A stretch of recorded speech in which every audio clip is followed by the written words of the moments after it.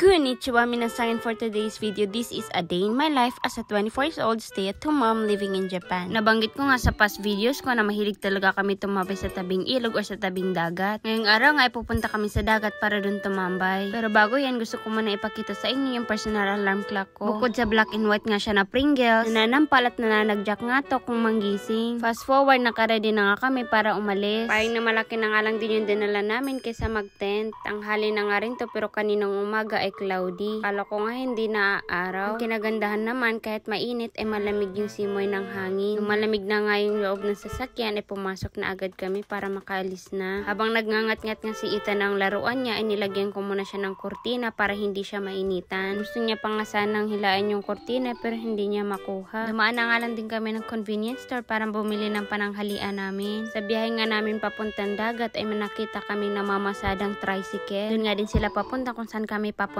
Karating nga namin ay sirado nga yung parking lot. Kaya pala lahat ng mga sasakyan ay sa gilid ng daan lang nakapark. Meron nga rin palang contact number sa likod ng tricycle. Sayang at hindi ko nakuhanan. Kahit sinirado na nga tong dagat na to ay marami pa rin nagpupuntahan. Halos nga nang pumupunta dito ay mga nagsusurf. Perfect spot nga rin to kasi malalaki ang alon. Halos lahat pala ng dagat dito sa Japan ay walang entrance. Na makahanap na nga kami ng spot namin ay nagready na rin kaagad ako na makakain namin. Dinala ko na nga lang din yung mango float na gawa ko kahapon at naghiwa na rin ako ng watermelon. Pagkatapos nga namin kumain ay pinalaro na nga rin namin si Ethan dito sa may umaagos na tubig. First time nga rin din pumunta ni Ethan sa dagat. Sobrang na-curious nga siya at kita nga sa mukha niya na nag-i-enjoy siya.